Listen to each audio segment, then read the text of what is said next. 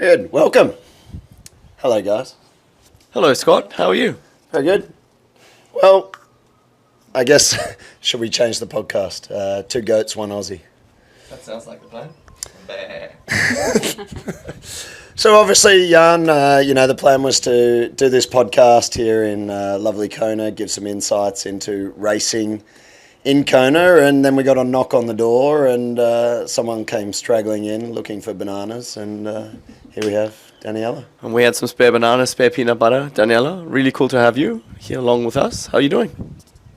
Well, first of all, thanks for helping me out with some food. Good to be here. Looking forward to chat with you guys a bit. I heard you're doing some nutrition tips on how to race in Kona.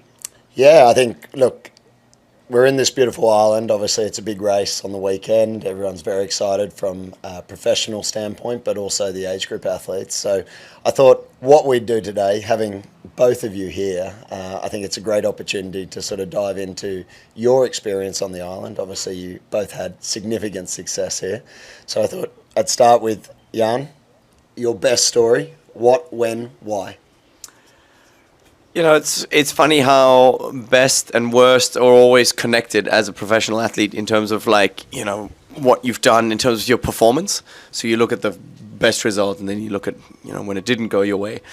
And as time passes, that line blurs and all of a sudden you see there was so much good in a really bad race. And that's one of the things I'm kind of coming to grips with because I'm here the first time, retired, looking a little bit more chilled at everything. Ego is parked, and you kind of look at, what was good and what wasn't so good. Of course, the one that stands out for me will always be 2019. It was just my race and my day when everything came together after 2 years of struggling from injury, which helps. It's always nicer when it's a comeback story. Despite having a few in my life, that was kind of the one that stands out, where I was like, okay, this is probably as good as it gets, and knowing it during the race as well. That was special for me. The worst, having to walk here is pretty humbling. Not because I overcooked it or anything like that, but just my body failing. It's a fine line, between being your absolute fittest and breaking, quite frankly. And I experienced that in 2017 when I had to walk a lot of the marathon. And then I just met Rob. Rob is an age grouper. He's from Miami. He's in his 60s. And he said I walked with him for a few minutes along the Queen K in 2017. And it was his favorite moment of Kona ever.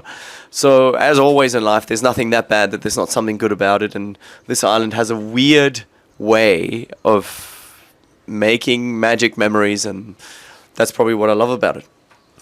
Very good. Did you drop him on the walk? I did eventually drop most things on the walk. That year, I'm pretty sure Daniela actually caught me despite starting a lot behind. I definitely saw you. Yeah. I don't remember if I caught you, but I saw you.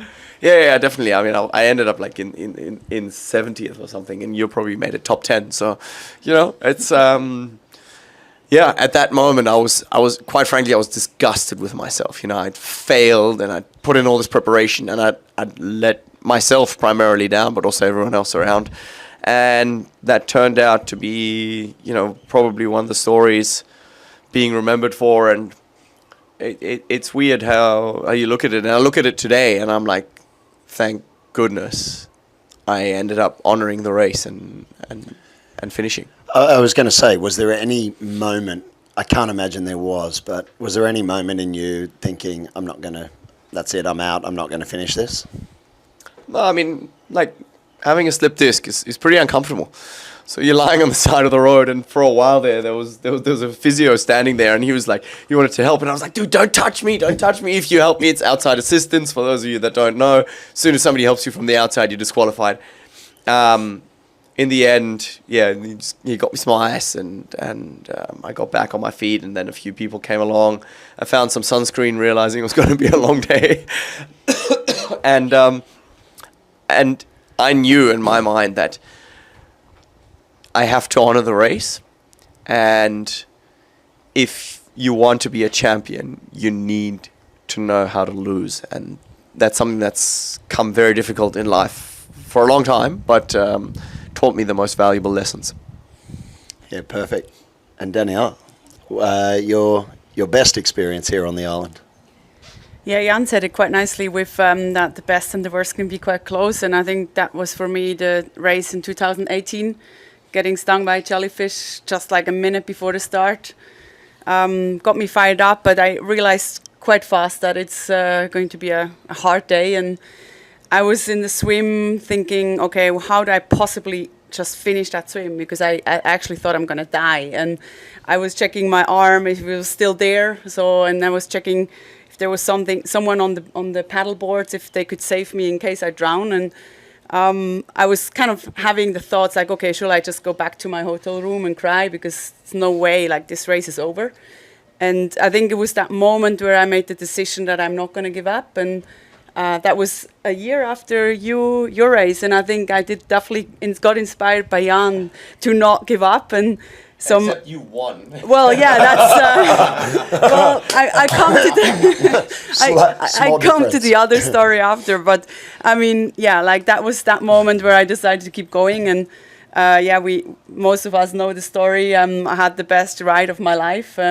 Coming home, yeah, just I don't know what happened, but just somehow, because maybe of the jellyfish poisoning, I was on fire, and then broke the record and won the race. So, you know, it can be such little moments which can have such a big influence on which path you go. And that day I was definitely very glad I didn't give up, because for me that was then ended up the best race of my life.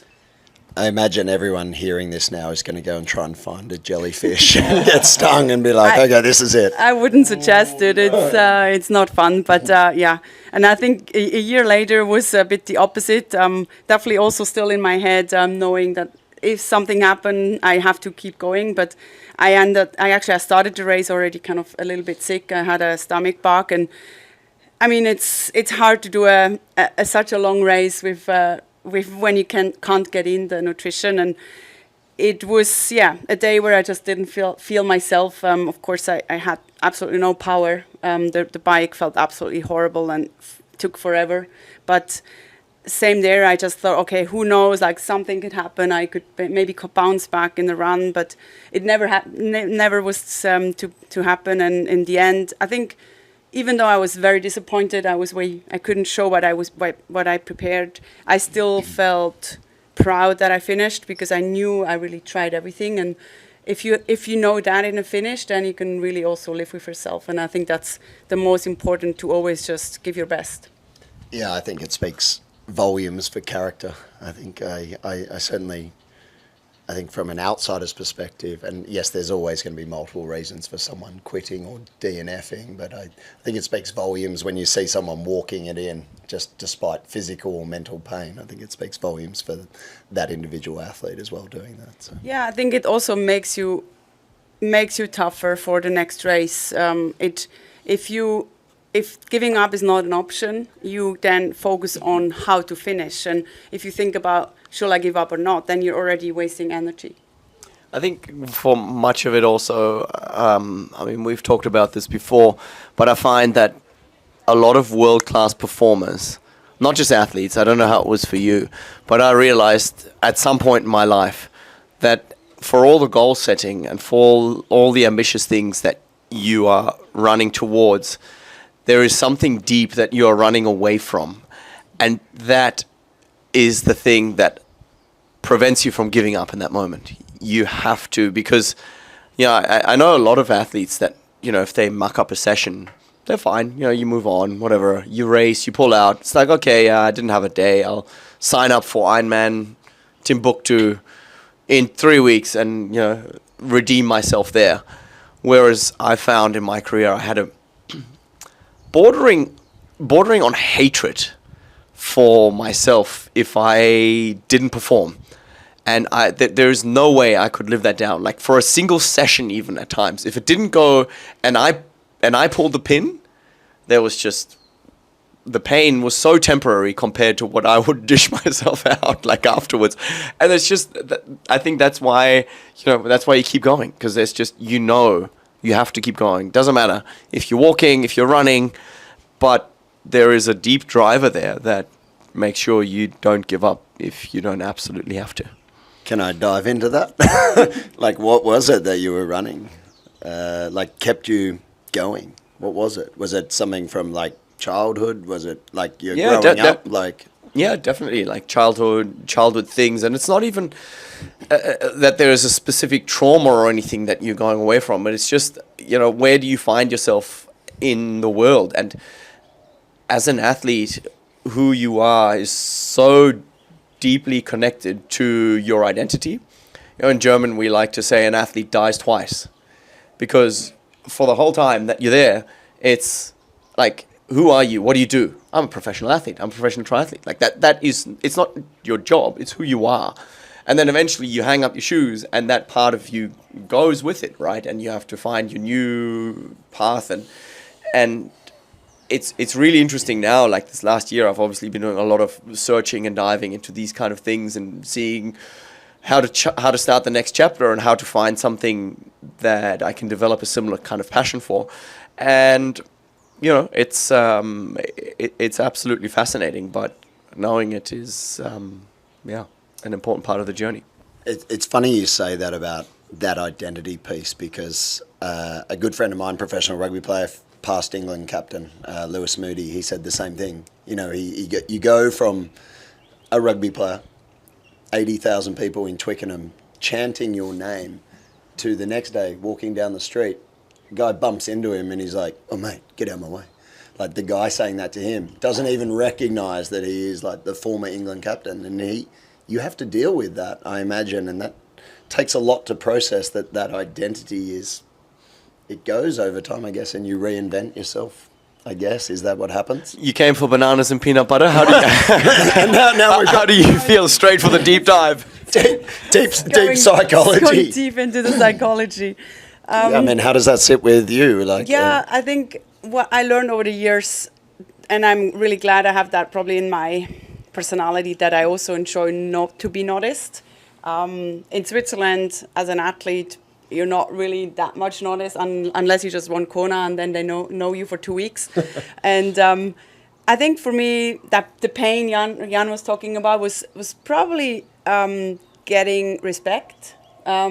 In school, I was not really someone special. In the breaks of the school, I was always going for a run, and I felt like I was not the cool one. The smokers were the cool one, and I felt embarrassed. I was going for a training session, and then when I started to realize, I started to get respect from training and from my racing. That was something that really, but also motivated me. And I think I still feel that respect, what I could achieve through my career. So it's not like I miss that I get noticed by everyone. And I think it's also nice to be a little bit undercover sometimes. So that's something that doesn't bother me yet. But I think it's everyone has its different goal. And I feel like I could kind of come to peace through the sport, and that's something really special. And I think for me, sport really helped me to define also who I was, and it doesn't feel like I lost it now just because I still feel like an athlete. I still feel like sport is a huge part of my life, and now I just share it in a different way of trying to help people get fit and healthy, where before I did it on the race course. Yeah, no, I think that's all fair enough. So we'll move away from the psychoanalytic sort of aspect of this. Extremely interesting. Let's talk fueling in Kona in particular, because last night, having run into you, I got an insight into some very odd fueling strategies that you thought about using in Kona. Can you elaborate on chicken breast? Yes, that's so. My first time racing here was in 2014, and obviously I came from the short distance, so I had not really any idea how to do that stuff for the long distance. And short distance, 2 hours is not really. You need your carbs and you'll be fine for get a gel on the run and you're good. And then of course I I only knew to race in Kona about 2 months before. So I kind of panicked and was like, okay, what am I going to have? And I always felt like in my long rides that if I had salty things and that would help me. And so also I thought like having a bit of protein would kind of stabilize my blood sugar. So I did talk to Jan van Berkel, like, what do you think? Like I could have a chicken breast on Hawaii. So then on the way back, I still feel like, I like to be full. And I feel like if you just feel, that's how I used to feel like when you just have the carbs, you kind of, you can get like a blood sugar hole. And I was really afraid of that. So I did consider to have a chicken breast, though. I thought it was a bit hard to bring it on the frame and everything, so I decided Chicken breast. So I didn't end up having it, but I did another very bad mistake. So I'm a big lover of sparkling water, and I had the amazing idea that I could have some sparkling water on the run course. So Because it's why? just because it's really refreshing, and I felt like this. I've done that. You did? Yeah. Really? It feels like the bubbles. It feels like a sandpaper that Yes. just scratches the thirst out of your throat. It's like the best thing ever. It You is. liked it? Loved it. But I'm not sure if it helped me to get the energy in, because about 5K after, that's where I bonked, and Miranda Carefree took over. So I was probably the mistake of my race. But yeah, have you had sparkling water in a race? No. Yeah, like small amounts, but I find that sparkling stuff really helps. Can I just say, Way more weird than please, I know, I'm just kidding. if you're an athlete listening to this, do not do sparkling water. But I'm just thinking, everybody has Coke, or you have Red Bull, or whatever it is, which is sparkling, and just because it's got sugar. Yeah. But at the same time, early in 2014, nobody was talking about doing that much sugar. You'd make sure that you have Coke from kilometer 35 at best, and then this ice cold sparkling water, because we have the Pro Aid station, which is 6 aid stations, right? And then you can prepare a little bottle or something. And I remember having a gel taped to it just in case. And I had ice cold sparkling water, a liter of it, which I had like a little sip and kind of just swerved it around my mouth. And then I drank a little bit more, and then I poured it over my head. And it was like, to this day, effervescent bubbles. it was probably, one of my most pleasant memories. So I don't know why you didn't go with the sparkling. Oh, you did go with the sparkling, but it didn't work out the I missed out same. on the calories. I think that was the problem. I didn't have a gel with it, so I just had the plain water, which I probably should have stick to Red Bull or have more, more sugar with it. So But that's yeah, the thing. Sorry, like these aid stations, right? They're always set up the same way. So you have water at the beginning, and then depending who the sponsors are, you have the products, and you have Coke, and you finish with water at the end. And for me, one of the keys was always that, you try and take a bit of water at the first one, just to pour over your head, you cool yourself down. Then you have whatever is available. And at the end, the water for me was so crucial, because if I finish on something sweet, like it's the worst thing ever. Like, it's like everything starts to stick in your mouth, and it's just not my kind of thing. And then you have that, just think about that, like 39,000 degrees, what it feels like out on the Queen K, ice cold sparkling water. okay. It's heaven sent. I can see a whole new bunch of nutrition products coming out now that it's going to be carbonate. Morton, straight in. Jan, just finishing on this. Did you? I'm thinking you didn't use chicken breast, but was there any crazy thoughts or things that you did in your time racing here that either were just a terrible idea and resulted from a nutrition standpoint? When kind of 2014 fat gels was still a thing, where you kind of would just have, the whole thing about being fat adapted and just taking on fat and these kind of things. But I never really went for it, right? So I tried that a little bit during my Olympic kind of phase when I went completely low carb. I just, my wife, she used to have broccoli and a piece of salmon as her pre-race dinner, right? I mean, 0 carbs, and then she'd fuel up in the morning and have a Snickers on a piece of toast. Wasn't it Snickers on toast? or Snickers on something, toast, yeah. It was, it was special. I hope my kids never hear this.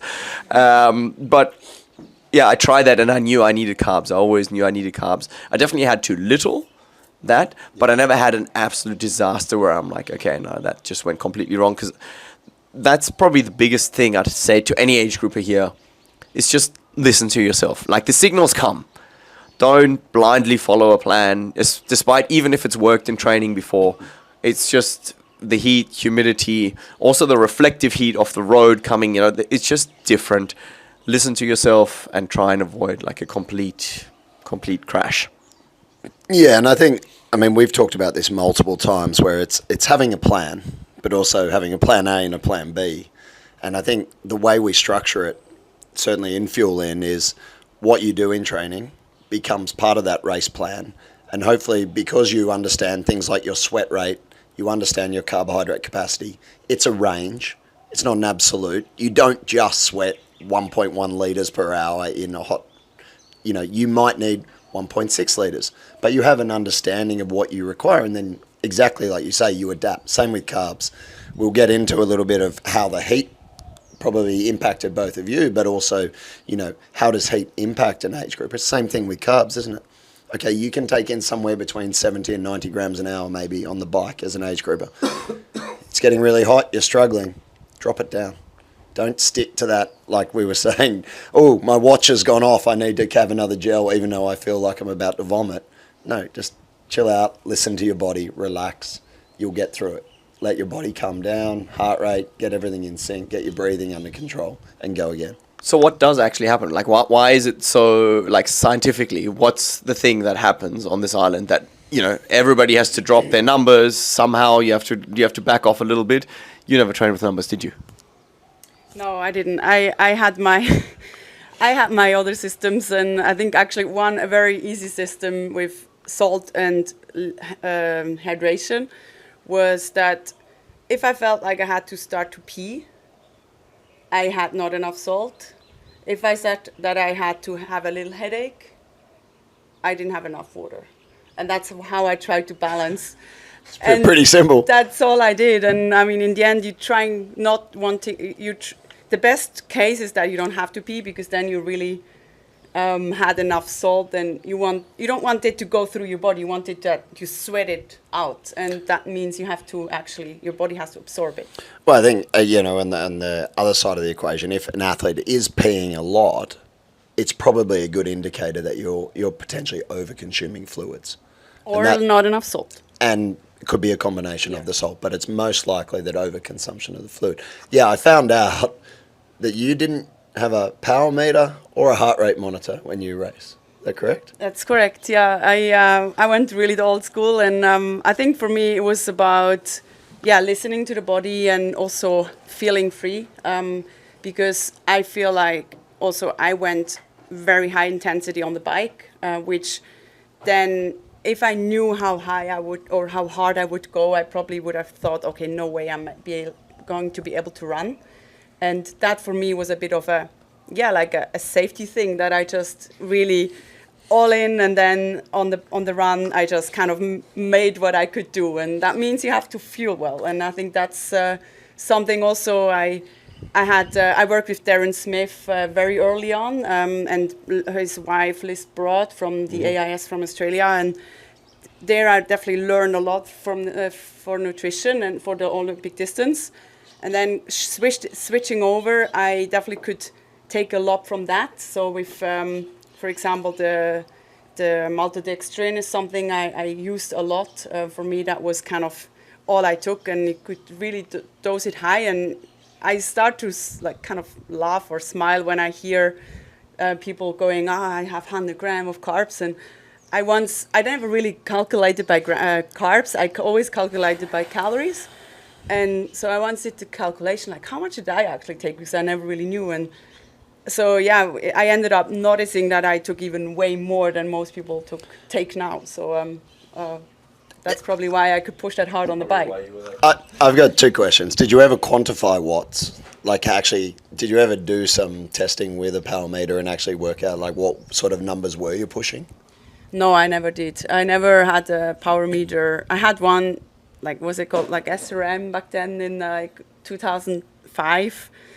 drove me crazy, and then I just put it aside, and since then only on Swift I see the power, but there also sometimes Give us an insight. What do you push on Swift? well, not much now anymore. So, Back then? I think my best times were already kind of gone before I started with Swift. So I think, yeah, I think my numbers in training were actually also never really impressive. I think I was also someone who could just hurt myself even way more if it really mattered. And I think that's also something like why I didn't like to stick to numbers, because in a race, I'm a different person, and that's where I put my angry bird face on, and then I'm just going for it. And I think I was always able to go that extra gear in a race, which I never was able to do in training. Really? So I think there's probably two disparity actually in the way in which you approached fueling in Kona, based on what I understand from both of you, talking to you both. Can you give an insight into what you used in Kona? Because I found it quite interesting. You hinted then at maltodextrin, but can we talk about your secret sauce now that you're not racing? Yeah, I mean, I think we can talk about how much it was. Yeah. So yeah, definitely I mixed my own thing. So I would use half maltodextrin and half isotonic, Yep. which had glucose and a bit of fructose, I think. And for me, that was a really good combination because I had like the long chain carbs, especially from the maltodextrin. Mm-hmm. And for the stomach, that's something I really went well with it. And yeah, and then I just added the salt tablets. And you also added something else to the bottles? Yeah, I'm not really allowed to say that. You're not allowed to? Yes, okay. Something special, but we'll talk about that. Similar to Red Bull. And Jan, you?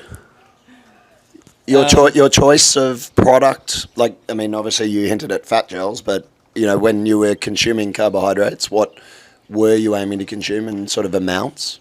To be very frank, I was very basic on it. I Yeah. just looked at whatever I could digest in terms of, you know, what I'd taken in training and what I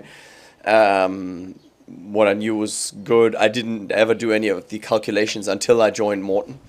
So I was a very early part of Morton and invested in them like, I don't know, ages ago, and started using the product, and that was the first time that I actually knew what was kind of in it and where, you know, the concentrations go and all these kinds of things. But in terms of, you know, how amateur it was, is basically I always, whenever I come to America, I just go and buy a big bag of Himalayan sea salt and I just go and take a little pinch and throw it in every bottle. You know, that's kind of how I do it. Very scientific. Yeah, it is very scientific. It also costs you about $26 a bottle less just by throwing a little bit of salt rather than mixing, you know, one of these fancy tablets with whatever else that I always thought you don't need. I always try to keep it as simple as possible. I mean, we've talked about, you know, keeping nutrition pure in general. That's something I've obviously firmly believed in, and eating well and eating, you know, to a Mediterranean style diet, but always making sure that I can read and understand every ingredient that's in everything. So I always thought less is more. But a funny story in that is that I've still got my race socks from 2014 Kona. And the reason is not that I have a sock fetish, but the reason is that at the time, I'm guessing it was Gatorade that they were handing out. These socks are green, yellow, and blue from the various colorants and stuff that was in it. And I always believed, like, you don't need that. Like, there is no way that whatever colorant and whatever other flavorant and all these kind of things are necessary to fuel your body. And then I was like, okay, your stomach and your whole body's got enough stress going already. Just keep it simple. And that was kind of my rule of thumb. Yeah, and I think keeping it simple often leads to pretty good things. I think one of the observations I've had with both professional and age group athletes is this notion of it needs to be complicated. And it's like when you just strip it right back, actually, it should be fairly simple. Repetition is very important as well, whether it's training or nutrition. It's feeling comfortable with whatever suits you. And I think what you both demonstrate as, you know, as the greatest of all time, you both have very different approaches, but they worked extremely well for both of you. And so I think that's a really good takeaway for every athlete listening, is like, find what works for you. Yes, use the available science. From my perspective, yes, carbohydrates are very important. I think you learnt that as, in the last, as an athlete, 100%, as an athlete. As an athlete, yeah. Exactly. And I think context is so important here for athletes to understand, and understanding that carbohydrates are there at periods of time when you need them. When you're going hard, when you want to go fast, carbohydrates are king. Back, if you're doing base training day to day, you don't need to be sucking back on a heap of sugar. That's just a given. And so I think this black and white notion of carbs are bad or carbs are good, it's like, no, look at the context of what you're trying to achieve, and then you can do that. And I think we're, obviously with your assistance and, with Fuelin, I think we're getting that message across, that carbs aren't bad. They're not good. They're not bad. They're just important based on whatever you're trying to achieve. And you can still eat carbohydrates. You can thrive. Look at the types of carbohydrates you eat. Vegetables, they're carbohydrates. So many people don't know that. It always amazes me. They're not carbs. Yes, they are.